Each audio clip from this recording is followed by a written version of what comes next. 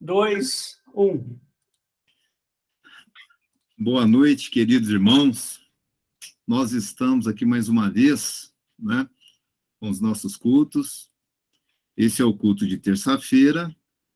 Hoje é dia 28 de julho.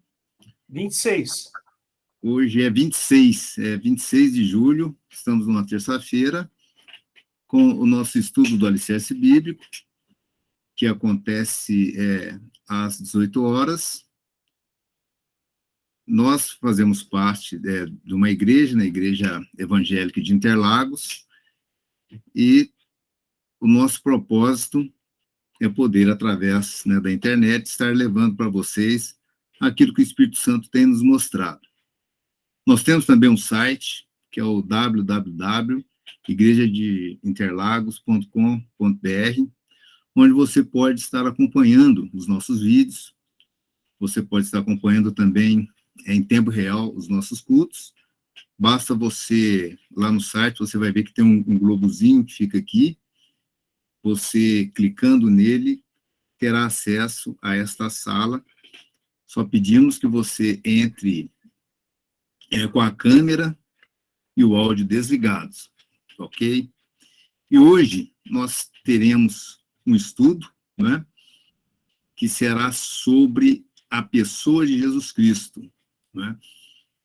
É uma série de estudos que estamos realizando aqui nessa igreja para que nós possamos conhecer bem o nosso Deus, né? Conhecermos bem. Nós cremos que Jesus Cristo, ele é Deus, nós cremos que o Espírito Santo é Deus e que o Pai também é Deus. Porém, nós não acreditamos que existem três deuses, ou seja, nós cremos na Trindade, né? O motivo de nós crermos na Trindade não é por tradição, porque a Bíblia, assim, nos apresenta o verdadeiro Deus, né? Então, o pastor Hélio Pivezan, ele é o líder desta igreja, e hoje, com esse estudo, né, eu peço que você que tem interesse em estudar a palavra de Deus, que você possa estar anotando aí os versículos, né? É uma oportunidade de ouro que você tem para estar aprendendo. Muitas das vezes é algo que você não aprende através da teologia tradicional, né? Mas sim através de estudos profundos que nós fazemos e cremos nós, guiados pelo Espírito Santo, né? Então, eu gostaria de fazer agora uma oração, né, para que esta mensagem, apesar de ser um estudo, não deixa de ser também um culto, né? Então, se coloque agora diante de Jesus Cristo.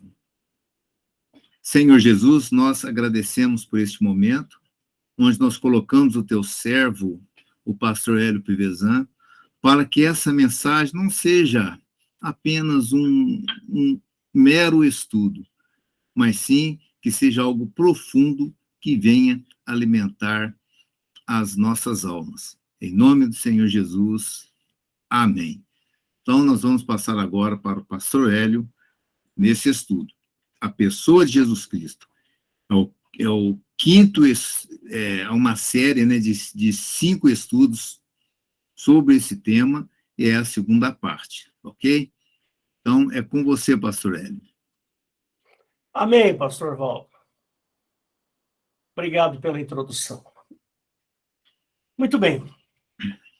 Então, para quem não me conhece, eu sou o pastor Hélio Pivezan, né? Eu não sou teólogo, mas eu sou um estudioso da palavra de Deus, né? E, como disse bem o pastor Valdo, nós estamos fazendo uma série de estudos sobre a pessoa de Jesus Cristo. E a gente já fizemos uns 6 ou 7 estudos, mas eles são numerados de 1 a 7. E esse daqui é o 5º estudo a respeito de Jesus, só que é a segunda parte do 5º estudo, mas ainda teremos mais outros aí nas próximas semanas, tá? Então fique atento aí, pega o seu caderninho, caderno de anotações. Se você tiver dúvidas, você pode fazê-las. Nós temos lá no nosso site, nós temos um e-mail, né? Esse e-mail é... Como é que é mesmo? Esqueci o nome do e-mail. faleconosco@igrejadeinterlagos.com.br. Tá bom? E queria te dizer o seguinte, que nós somos aqui muito sérios com relação ao estudo da palavra. E eu quero fazer uma pequena introdução, porque nós estamos chegando numa fase da civilização humana em que esse momento que nós estamos vivendo é um momento sui generis. É único. Nós estamos vivendo uma confluência. Só um minutinho, deixa eu fechar uma. Pronto. Nós estamos vivendo aqui uma confluência de vários fatores, né? Por exemplo, nós vivemos numa época em que o mundo se tornou um lugar só. A gente consegue se comunicar com pessoas do outro lado do planeta em tempo real. Por exemplo, a minha cunhada tá lá no Japão, vai ficar 6 meses no Japão, e quando eu quero conversar com ela, eu ligo aqui, internet e tal, converso com ela lá, só respeitando os fusos horários e tudo mais.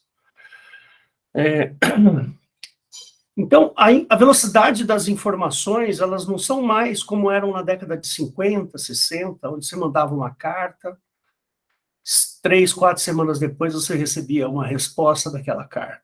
Não existe mais isso, né?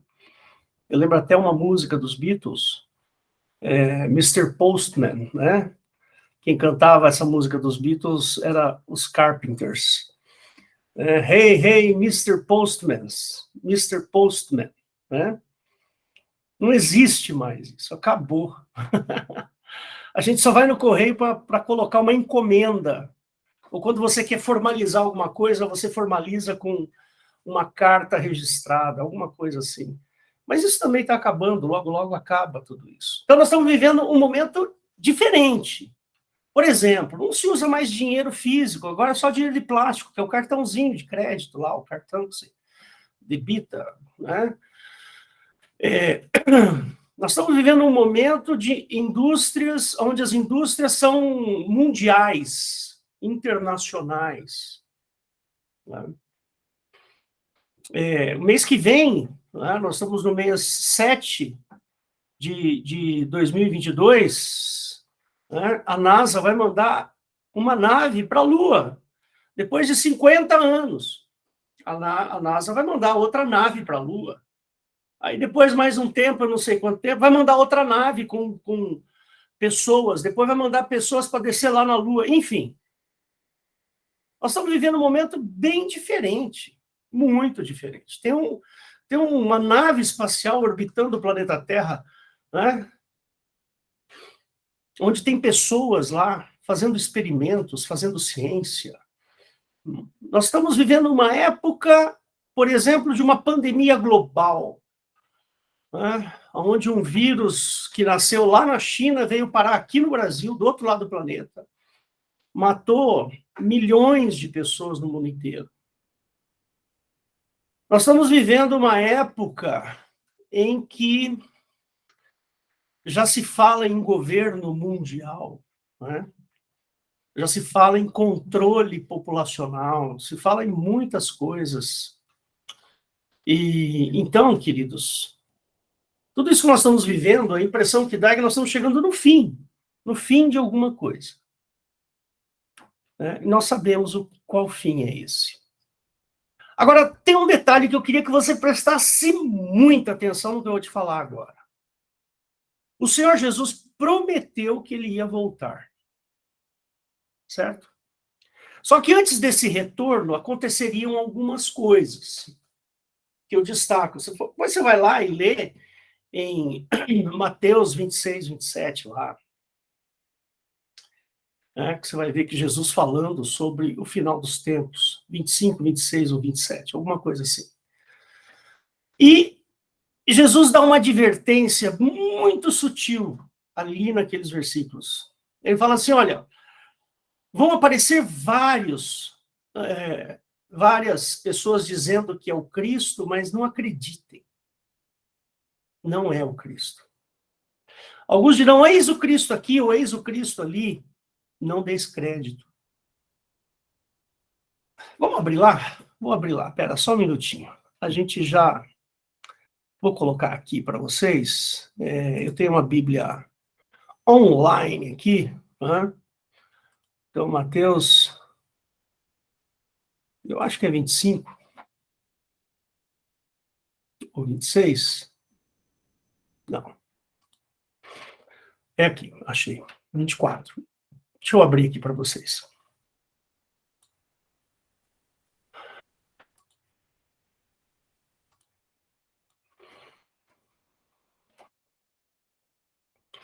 Ele fala aqui, ó. Jesus dá uma advertência muito, mas muito sutil. Uma coisa assim muito sutil. Que as pessoas ainda não se aperceberam. E eu estou falando aqui das pessoas que são cristãs. Eu estou falando dos crentes.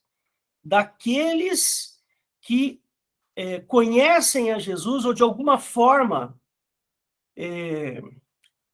professa a fé cristã. E Jesus está falando aqui para essas pessoas, para nós.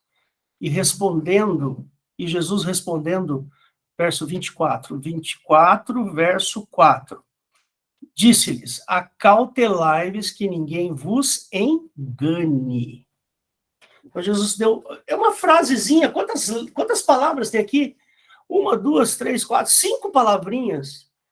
É uma das advertências mais importantes para a vida cristã. Ninguém nunca falou dessa maneira. Acautelai-vos, que ninguém vos engane. Jesus está dando uma advertência. Você, meu irmãozinho querido, precisa conhecer Jesus Cristo, precisa entender quem é Jesus Cristo, porque senão você vai ser enganado. Verso 5, porque muitos virão em meu nome dizendo eu sou o Cristo e enganarão a muitos. Você está pensando aqui que é muitos o quê? Muitas pessoas? Muitas pessoas do mundo? Se alguém fala que eu sou o Cristo, ele está falando para quem? Para cristãos. Olha lá, muitos virão em meu nome dizendo, eu sou o Cristo, e enganarão a muitos, e ouvireis de guerras e rumores de guerra. Olhai, não vos assusteis, porque é mister que isso tudo aconteça, mas não é o fim. A palavra mister aqui, ó, não é mister não, tá, gente? Mister de inglês. É mister. Significa necessário. Entendeu? A palavra mister significa necessário, porque é necessário que isso tudo aconteça. Mas não é o fim. Porquanto se levantará nação contra nação, reino contra reino, haverá fomes e pestes. Nós acabamos de ver aí uma peste. E terremotos em vários lugares, mas todas essas coisas são o princípio das dores. Mas, irmãozinhos, eu quero me atentar aqui a esse capítulo 24, verso 4. Acautelai-vos, que ninguém vos engane. Vou voltar aqui, só um minutinho. Por que toda essa minha preocupação? Eu tenho pregado aqui diversas vezes, eu tenho falado diversas vezes. Vocês já devem estar até cansados, os irmãozinhos da igreja estão até cansados de me ouvir falar isso. O engano só acontece para aquele que não conhece. Eu já expliquei isso aqui. Só é enganado alguém que não sabe um assunto. Mas se você conhecer o Senhor Jesus e entender o jeito que o Senhor Jesus age, a maneira como Jesus voltará, então você não será enganado. Percebe? Porque o engano vem em cima da ignorância. Estou falando de ignorância no sentido de não saber. Tá? Não é aquela ignorância pejorativa que a gente ouve. Você está entendendo o que eu estou falando? Então, quando você aprende, quando você conhece o Senhor Jesus, a maneira como o Senhor Jesus age, o jeito que ele faz as coisas, a maneira como ele vai agir no seu retorno, qual é a chance de você ser enganado? É zero, mano. Zero. Mas não. As pessoas ali, na igreja, ali fora, na igreja lá fora, eles estão interessados em bênçãos, prosperidade, cura, percebe? Emprego. Eles não querem conhecer Jesus. Jesus é meramente uma pessoa da minha religião. Entendeu?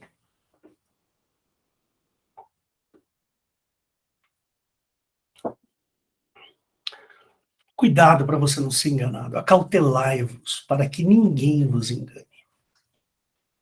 Aquele que conhece a Cristo não vai ser enganado. A Bíblia diz que a besta, lá no Apocalipse 13, você vai lá e leia depois. A besta, ela virá com sinais e maravilhas e prodígios e milagres. Não se espante se daqui a pouco tempo aparecer um sujeito aí, ressuscitando um morto, ou fazendo o mar se abrir, ou fazendo a chuva cair, ou cessar a chuva, ou escurecer o sol. Não importa qual é o milagre que esse sujeito vai fazer. Acautelar, Jesus não vai agir desse jeito. Você está entendendo? Somente aqueles despreparados vão falar assim, olha, o sujeito lá, ele ressuscitou um morto, o cara estava morto há 5 dias, já estava apodrecendo, igualzinho como Jesus fez com Lázaro e tal. Olha, Jesus voltou. Cuidado, meu irmãozinho. Jesus não vai agir desse jeito dessa vez. A Bíblia fala que Jesus virá nos ares e nós seremos arrebatados e nos encontraremos com ele nos ares. Não é na terra. Os mortos ressuscitarão e nós seremos arrebatados com ele e encontraremos com ele nos ares. Isso está em Tessalonicenses, capítulo 4. Eu acho que é 1 Tessalonicenses, capítulo 4 e 5. Vai lá, velho. Vai lá, estuda. Se aparecer um sujeito maravilhoso aí, lindo, bonito pra caramba, fazendo um milagre maravilhoso, expulsa porque é Satanás. Então, o propósito deste trabalho aqui de terça-feira é te dar subsídios para que você não caia no engano. Entendeu? Então vamos lá. Quem é Jesus? Se você não sabe direito quem é Jesus, ouçam as outras pregações a esse respeito, e hoje nós vamos dar continuidade. Né? Então vamos entender agora por que Jesus chama-se Cristo. Por que ele é o Cristo? Muito bem, a palavra Cristo, presta atenção e comece a anotar aí. Ela é uma forma grega da palavra hebraica Messias, que significa o ungido. E esta palavra é sugerida pelo costume de ungir com óleo, que é símbolo de consagração. Por exemplo, quando você vai consagrar uma pessoa ao episcopado, por exemplo, um pastor, vamos pegar aí uma pessoa que vai ser pastor. Então, o Serginho aí, vamos pegar o Serginho, vamos elevar o Serginho a pastor. Então, nós vamos fazer um culto de agradecimento a Deus, e nós vamos deitar óleo sobre sua cabeça. Por quê? Porque isso é uma simbologia em que este óleo que está ungindo, está revestindo o corpo, é como se nós estivéssemos revestindo o Serginho de autoridade pastoral. Então, isso é tradição, entendeu? Tradição. Isso aí é uma tradição que veio lá, né, do Velho Testamento. A unção com óleo, né? Então a palavra, o que significa a palavra Cristo? Significa, no grego, a palavra Messias. O que significa a palavra Messias? Significa o ungido ou o enviado, né? Essa consagração, ela era um costume dada aos reis de Israel e eram também representantes de Deus no Velho Testamento. Então, por exemplo, anota aí. 2 Samuel 1,14. Anota aí. A origem dessa história da unção. Tá ok? Então, lá em 1 Samuel, 2 Samuel 1,14, nós vamos ter a figura da unção. O revestimento com óleo, simbolizando a autoridade. Tá bom? E isso também a gente faz dentro da igreja. Nós vamos separar uma pessoa e nós vamos deitar óleo sobre a sua cabeça, azeite sobre a sua cabeça, simbolizando que aquela pessoa está sendo agora revestida de autoridade. Tá certo? Então, a igreja, né, por exemplo, no meu caso, se eu quisesse, né, dar essa autoridade para o Serginho, eu vou lá, oro a Deus, falo, Deus, o Serginho agora recebe de mim a autoridade para ser pastor das tuas ovelhas. Então, o Serginho, então, a partir daquele instante, passa a ser o pastor de ovelhas da igreja. Tá certo? Então, esse é o significado da palavra Cristo, né? E a gente usa também a palavra, esse radical Cristo, Christ, de cristalino, de límpido, né? Ok? De cristal. O que é um cristal? É uma palavra, uma corruptela da palavra Cristo, para dizer a respeito de um pedaço de vidro feito pela natureza, né? E assim vai, né? Então, lá, em 2 Samuel, Saul foi um fracasso. Mas Davi, por respeito a Saul, ele não põe a mão em Saul. Ele não toca na vida de Saul. E isso denotava uma virtude diante do Deus Jeová, né? E a grande maioria dos reis de Israel, eles se corromperam e conduziram o povo à idolatria e abominação diante do Deus Jeová, né? E até alguns reis piedosos, bons, foram corrompidos, né? Então, diante desse caos espiritual, né, em que os reis de Israel estavam metidos, né, os profetas lá do Velho Testamento expuseram, então, uma promessa, né, de um rei na casa de Davi. Um rei, um ungido na casa de Davi. Um rei ainda maior do que Davi, porque Davi tinha sido um super rei, apesar de ter sido um assassino, né? Um corrupto, né? Davi era corrupto. Então, sobre o qual repousaria o Espírito Santo de Jeová, com poder ainda maior do que o rei Davi. Isso tudo, anota aí, está em Isaías 11, de 1 a 3, anota aí.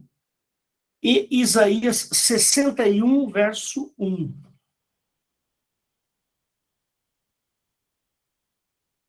E tem mais um detalhe sobre essa história aí, né?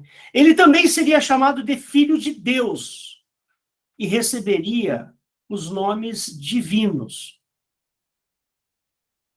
Então, anota aí. Isso está em Isaías 9, 6 e 7. e Jeremias 23:6. E essa promessa, essa profecia,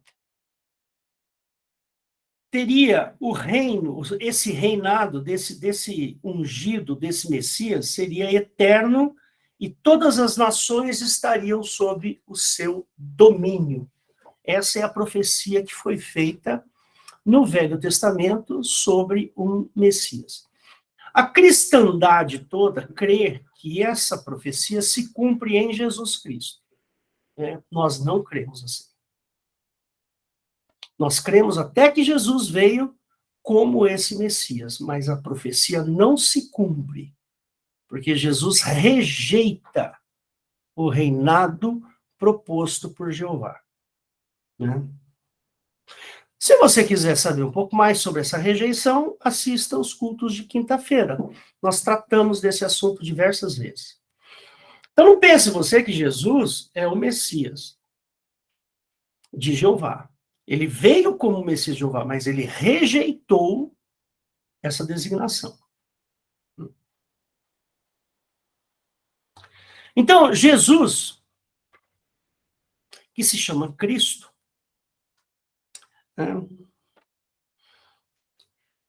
seria aquele prometido no Antigo Testamento.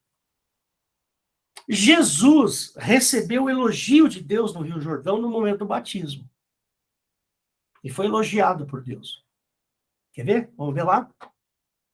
Vou abrir aqui para você. Só um minutinho. Então, está aqui em Marcos 1:11. Vamos ver aqui do 10, do 9 em diante. Aconteceu naqueles dias que Jesus, tendo ido a Nazaré, da Galileia, foi batizado por João no Jordão. E logo que saiu da água, viu os céus abertos e o Espírito que como pomba descia sobre ele. E ouviu-se uma voz dos céus que dizia: Tu és meu filho amado, em quem me comprazo.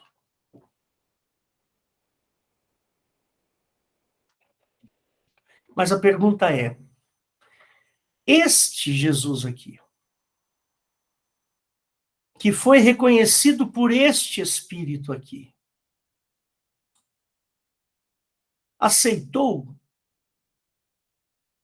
Hein? Será que ele aceitou ser o Messias? Não. Jesus não aceitou ser o Messias.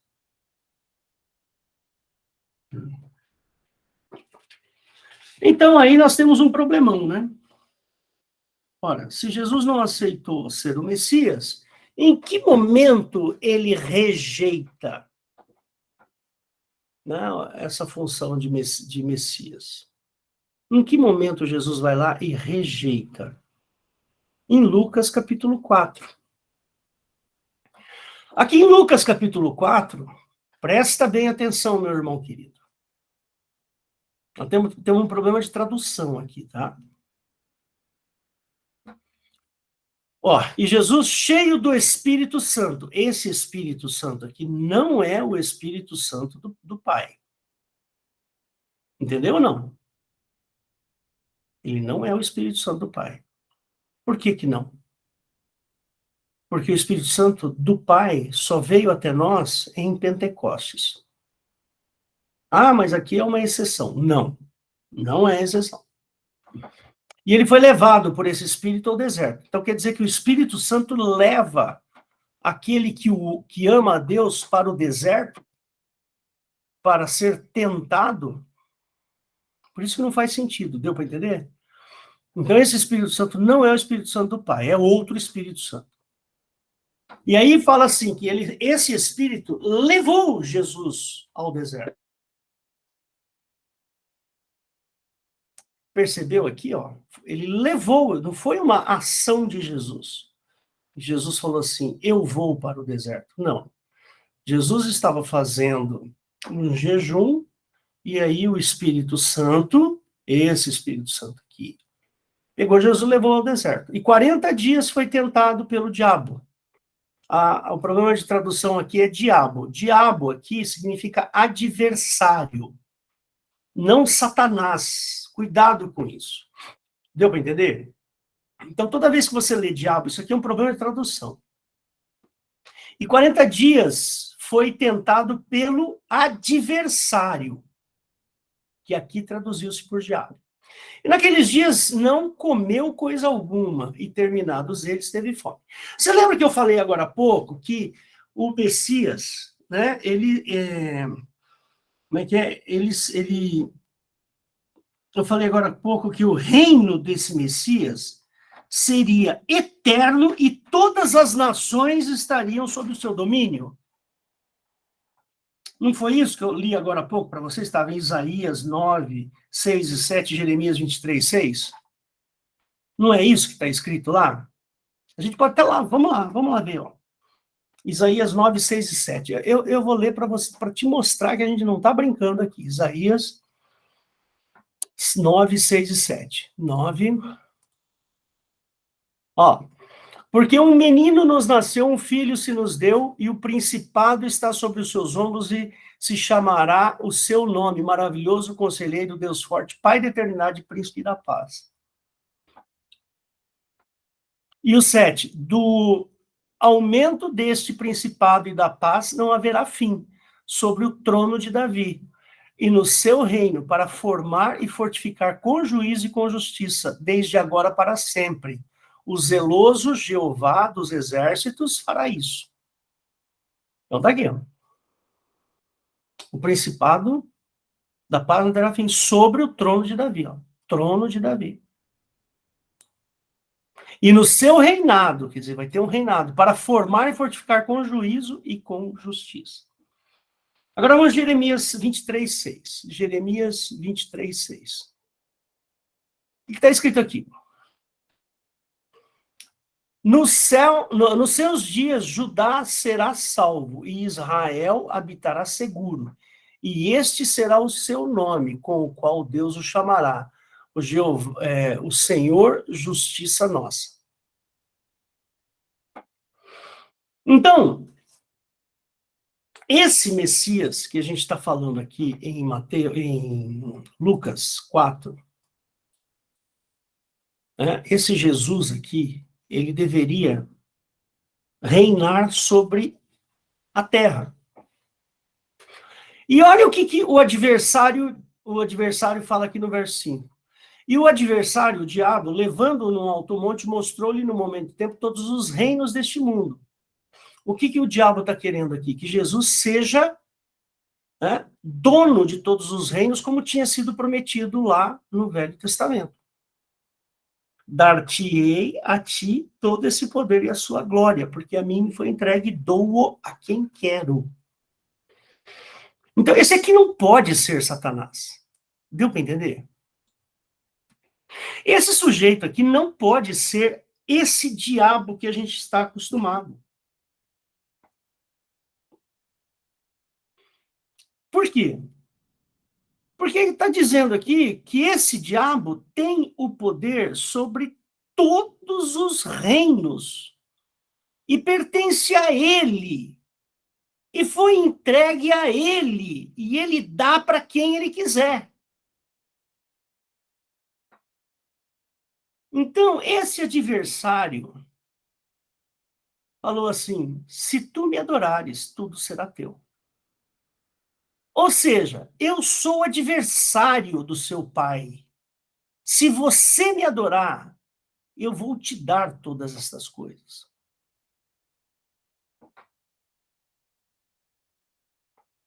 Você entendeu? Aí Jesus rejeita, ele falou assim: vai-te para trás de mim, Satanás. Agora sim, porque está escrito: adorarás o Senhor teu Deus e só a ele servirás. Então, nesse momento aqui, Jesus rejeita, né, a função messiânica dele. Jesus não quer. Jesus não quer ser dono de todas as coisas, dono de todo o reino. Percebe? Por quê? Porque Jesus, nesse momento, entende que essa posse é uma posse ilegítima. É uma posse que foi, vamos dizer, usurpada. Então, Pensa bem sobre. Leia de novo esses capítulos e pense bem sobre o que está escrito aqui. Ele não pode tratar a Bíblia como sendo uma coisa, um livro de contos. Está aqui, ó, Jesus rejeita todo o reinado da terra. Jesus fala assim, eu não quero. Vai-te para trás de mim, Satanás, porque está escrito, adorarás o Senhor teu Deus e só ele servirás. Ou seja, eu não vou te adorar, portanto, eu não vou receber todos os reinos deste mundo. Deu para entender o que está escrito aí? Então, irmãozinhos, o significado de tudo isso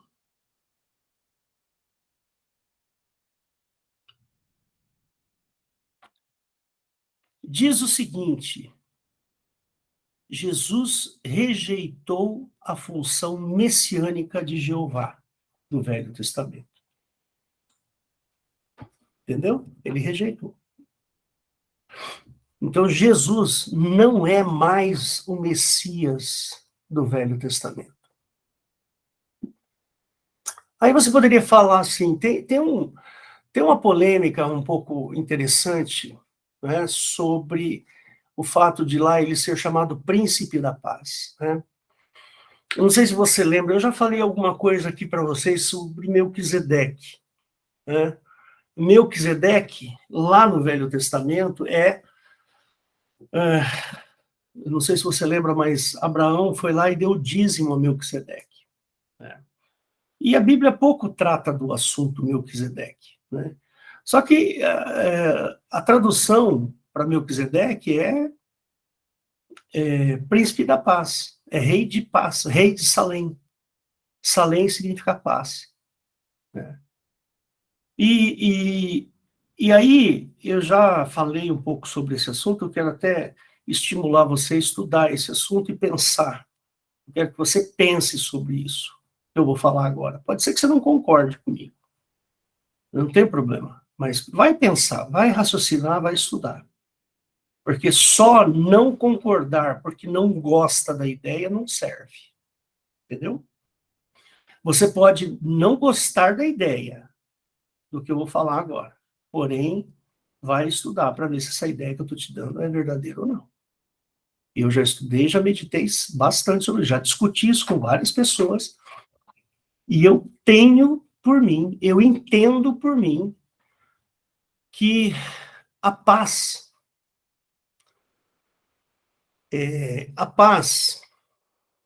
lá no Velho Testamento, ela era obtida através da aplicação da lei. Esse é o objetivo da lei. Né? O império da lei é justamente esse, trazer paz. Então, por exemplo, nós vivemos aqui no Brasil, vivemos numa sociedade, e se não tiver leis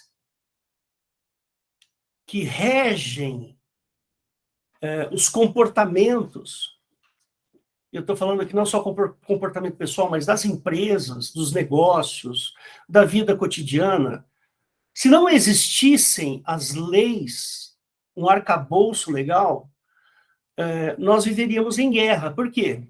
Porque, por exemplo, eu sou mais forte, né? E eu quero morar nessa casa do lado aqui. Eu vou lá, tiro o cara de lá porque eu sou mais forte. Não tem lei dizendo que eu estou invadindo. Então, pronto, o meu vizinho vai ficar em guerra comigo. Percebe? Então, quando a gente fala de lei, a lei tem por objetivo trazer paz, né? É exatamente isso. Por isso que lá em Moisés, né, as leis de Moisés, elas tinham por objetivo trazer paz. Era esse o objetivo. Né? Só que quem é que deu aquelas leis? Quem é que foi que ministrou aquelas leis? Você vai ver em vários versículos na Bíblia, em Atos, em Hebreus, você vai ver que quem deu as leis foram os anjos. Os anjos trouxeram a lei para Moisés. Tá certo? Só que a lei foi dada em meio a trevas e escuridão. Está em Deuteronômio capítulo 4, verso 11. Quer que eu te mostre? Vou te mostrar. Só esse, tá? Só esse versículo. Vamos lá. Deuteronômio, capítulo 4. Aqui, ó. Vamos ler aqui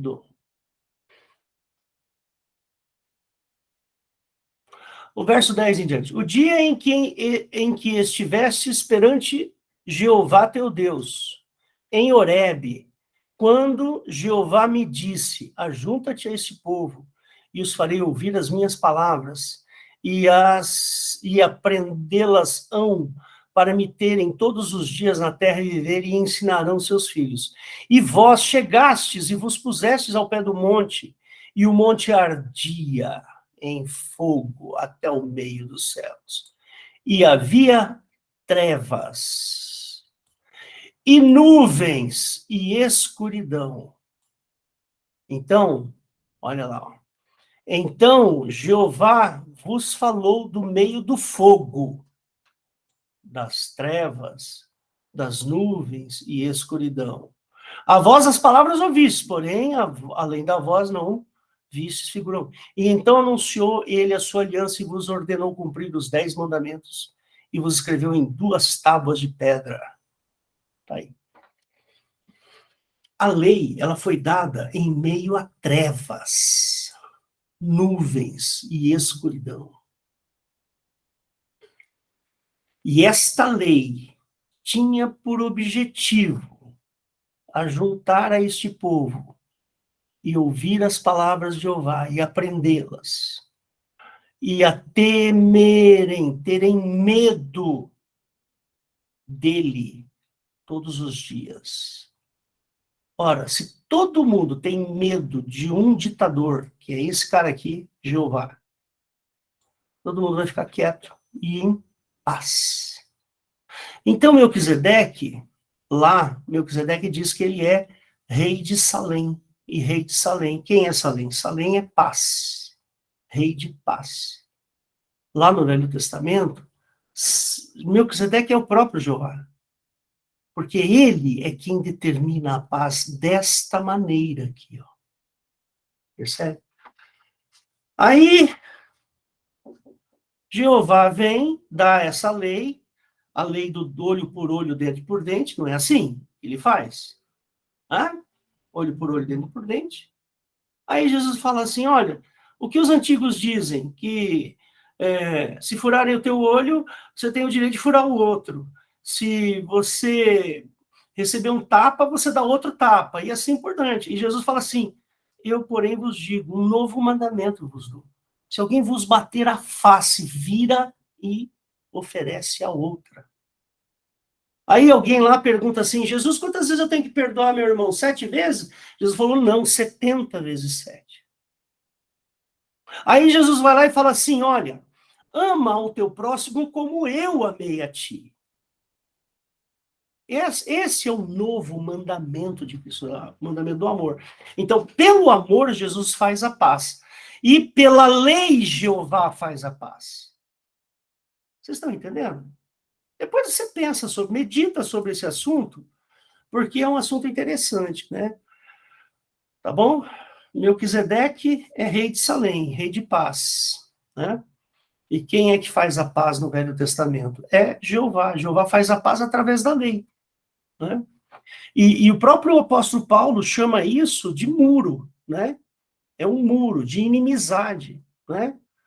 Paulo falou assim que por meio de Cristo, né, ele desfez a inimizade, isto é, a lei dos mandamentos. Eu acho que isso daí está onde mesmo? Eu acho que deve estar peraí, vamos procurar. Ou é Colossenses, ou é Filipenses. Quer ver aqui? A gente já acha aqui. Efésios, será que é Efésios? Efésios 2?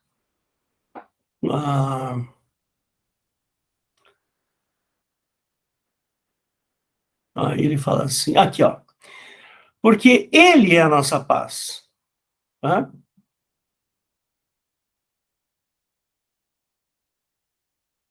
E ele fala assim, na sua carne desfez a inimizade, ó. Inimizade. isto é, a lei dos mandamentos, que consiste em ordenanças. Tá vendo? A mecânica de Jesus é essa daqui. É desfazer a lei, né? É desfazer a obra do Velho Testamento. Essa é a obra de Cristo. Para isso, ele teve que colocar a carne dele. A carne dele teve que ser moída, dilacerada, para que a lei dos mandamentos e ordenanças fosse desfeita. E aí, através dessa obra de desfazer a lei dos mandamentos, Jesus faz uma nova pasta aqui, ó. Tá? Pela cruz, ele fez reconciliar ambos com Deus em um corpo, matando com ele as inimizades. Vindo com ele, né, com Jesus, ele evangelizou a paz, uma nova paz. Vós que estáveis longe e aos que estavam perto. Porque por ele, ambos temos acesso ao Pai agora, em um mesmo Espírito. Quando ele fala em um mesmo Espírito, é em um único Espírito, o Espírito do Pai. Não é qualquer Espírito. Estão entendendo aqui a mecânica? A obra de Cristo, irmãos, ela não é uma obrazinha, é uma coisinha. Eu já preguei sobre jurisdição. Né? Procura aí uma pregação minha que fala sobre, eu acho que é a nova jurisdição. Eu falo sobre esse detalhe. Mas vamos adiante.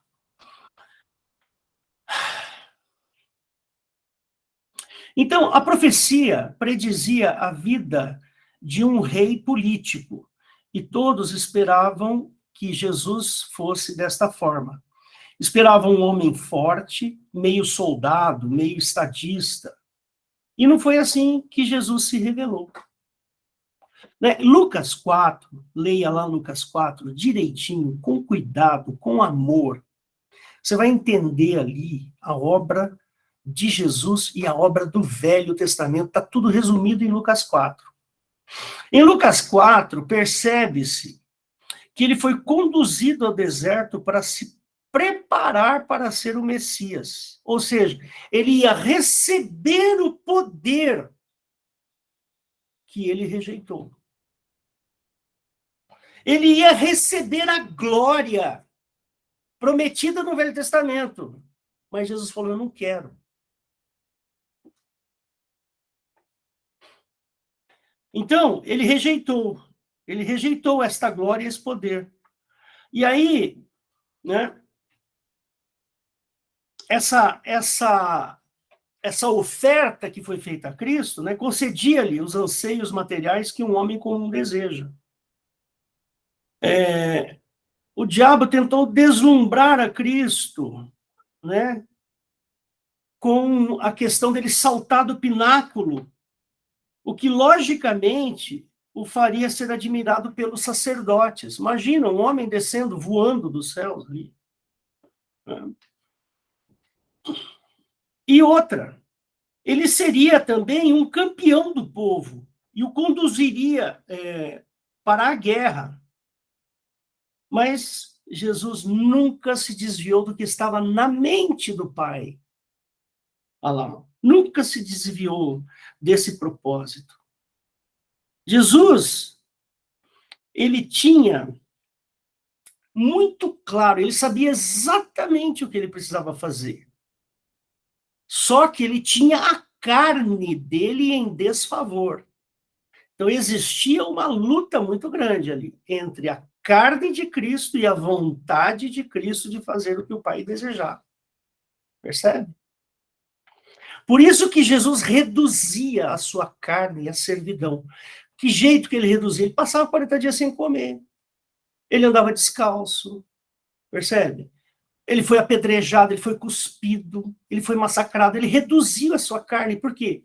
Porque ele precisava reduzir a sua carne para que a vontade do Pai fosse feita e não a vontade da carne. Jesus nunca se desviou do propósito que tinha, ainda que Satanás, né, tenha tentado convencê-lo de que seria soldado e estadista. Ele seguiu concentrado no propósito de que seria ele que uniria o homem a Deus Pai, e não um guerreiro conforme Jeová desejava. Ele escolheu a ignomínia, o infortúnio, ele escolheu a dor, ele escolheu a privação das coisas.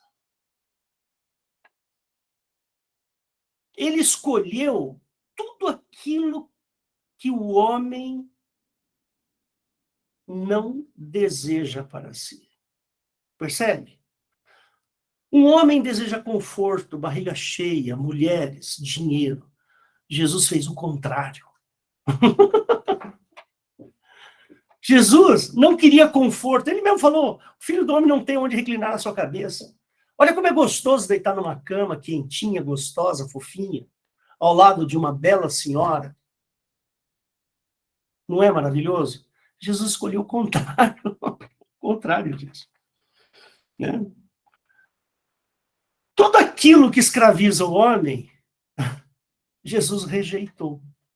Tudo aquilo que o homem deseja, Jesus não queria. Percebe? Então, Jesus não queria ter a barriga cheia. Jesus não queria ter um automóvel para levar ele de uma aldeia a outra, ele ia a pé. Jesus escolheu ficar sem comer se necessário. Jesus, e assim vai. Né? Isso que eu acabei de falar está em Mateus 5, 38 a 42. Leia lá. As rejeições de Cristo.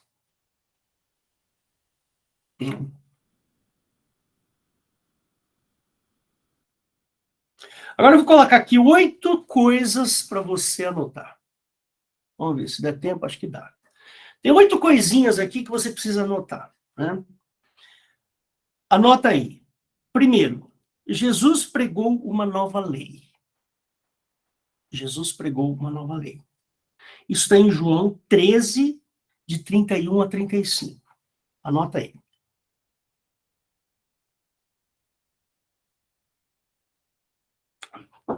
Então, essa é a primeira coisa aqui que a gente vai analisar.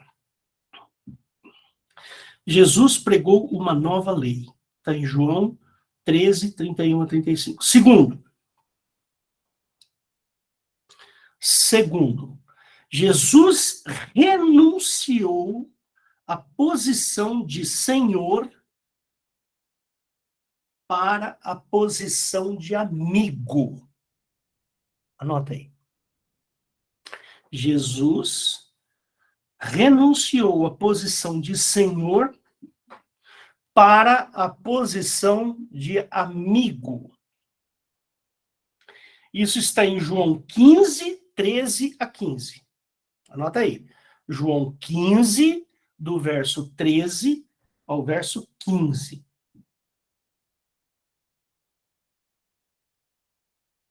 Maravilha. Terceiro, Jesus mostrou uma nova maneira de se relacionar com o Pai. Então, um jeito novo, diferente de se relacionar com Deus Pai. Isso está em João 16, 23. Para vocês aí, pastores que estão ouvindo, isso aqui dá uma pregação maravilhosa, viu? Então, anota isso aí.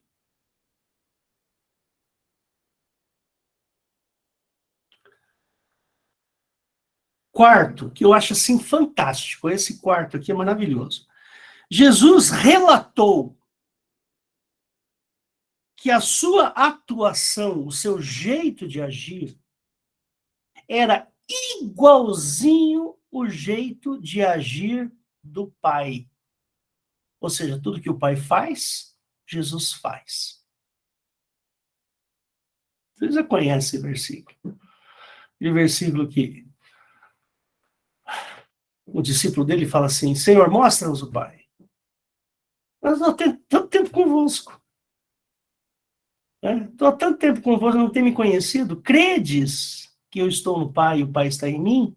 Ao menos pelas mesmas obras. Ou seja, as obras que o Pai faz, Jesus faz. É igual. Então, Jesus relatou uma nova atuação. E essa atuação era igual à do Pai. João 14, 9. Vamos lá, quinto. Quinto, 1, 2, 3, 4, 5. Quinto. Ele disse que retornaria e jamais abandonaria os seus. Isso está em João 14, 18. Então, Jesus disse que retornaria e jamais abandonaria os seus. João 14, 18. Vamos lá, 6. 6. Anota aí, isso aqui é bacana mesmo. Hein? Jesus revelou o derramamento de um Espírito Santo. Não é o Espírito Santo lá do Velho Testamento. É outro. Esse Espírito Santo que Jesus fala que vai derramar aqui, ele se chama Consolador. É diferente. Tá? Então, Jesus revelou o derramamento de um Espírito Santo. Está em João, anota aí. João 14, 16 e 26. Está em João 15, 26. E está em João 16, verso 7. Quer que repete? Vou repetir. João 14, versos 16 e 26. Depois, no capítulo 15, verso 26.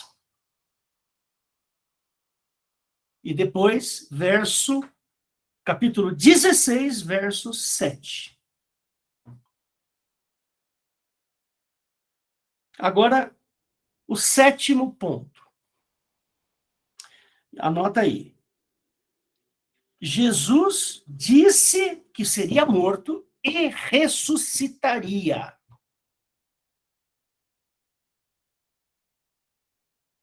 E quem é que gosta de morrer, né? Ninguém. Aí Jesus quis morrer. Justamente porque o homem não quer morrer. Jesus quis morrer. Olha que interessante. Isso está em Marcos 8:31.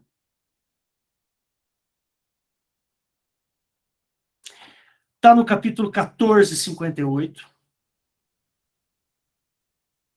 E está em João 2, 19 e 20. Então, vamos repetir aqui. Marcos 8:31. Capítulo 14 de Marcos 58. Marcos 14, 58. E João 2, 19 e 20. E por último, que é o mais glorioso aqui que eu consegui reunir, né? Jesus dividiu a sua glória com os seus amigos. Não é maravilhoso isso? Jesus dividiu a sua glória com os seus amigos. Anotou? É. Isso está em Romanos 8, 19.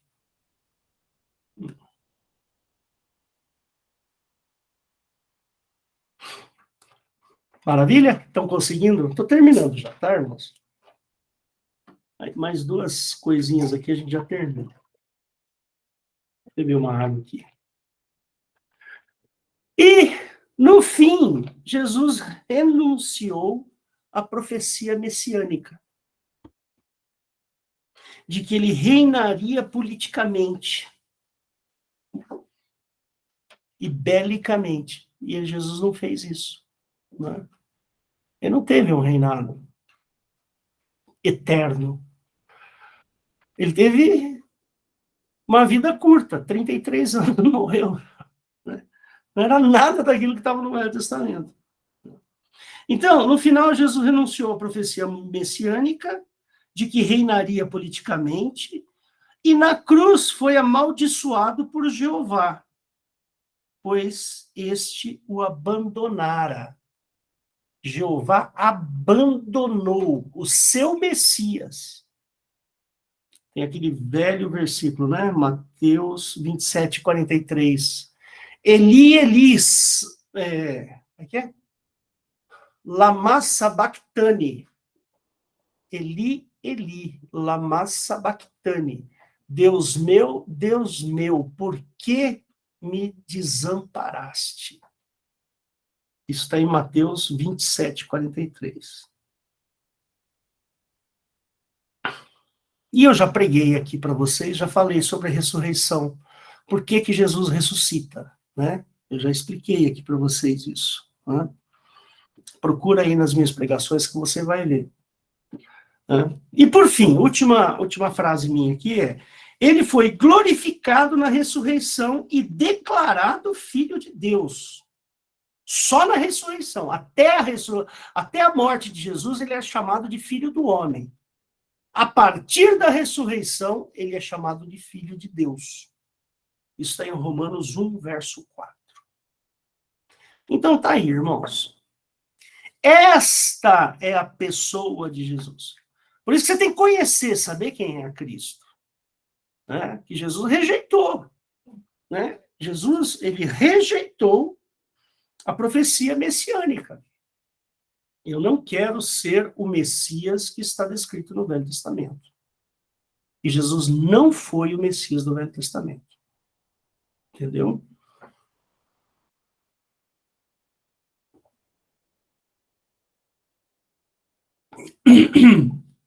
Se você estiver assistindo esse estudo pelo YouTube, você pode mandar perguntas através daquele e-mail que eu falei lá, faleconosco@igrejadeinterlagos.com.br. Queridos, eu não sou dono da verdade. Nem um pouquinho. Sou um estudioso. Existem coisas que a própria Bíblia não explica muito bem, determinadas coisas. Mas estas que a Bíblia explica bem, eu pego para mim. Entendeu? Existem determinados pontos que eu, particularmente, tenho dificuldade de entender. Não tenho vergonha de falar isso. Não sou dono da verdade, não sou teólogo, sou um estudioso. Vou falar para você que eu sei de tudo? Não sei de tudo. Mas o que eu sei, eu estou explicando para vocês, e eu quero que você não caia no engodo. Quando o diabo aparecer aí, ressuscitando gente, fazendo milagre, curando pessoas, fazendo o cego abrir os olhos, fazendo um navio petroleiro flutuar no céu. Quando tudo isso estiver acontecendo, saiba, este não é o Cristo. Porque o Cristo virá lá de cima, nos ares, e nós seremos arrebatados e encontraremos com o Cristo nos ares. Não encontraremos o Cristo na terra. Entendeu? Então eu termino aqui a mensagem, eu vou desligar aqui a gravação, passo a palavra ao pastor Walter.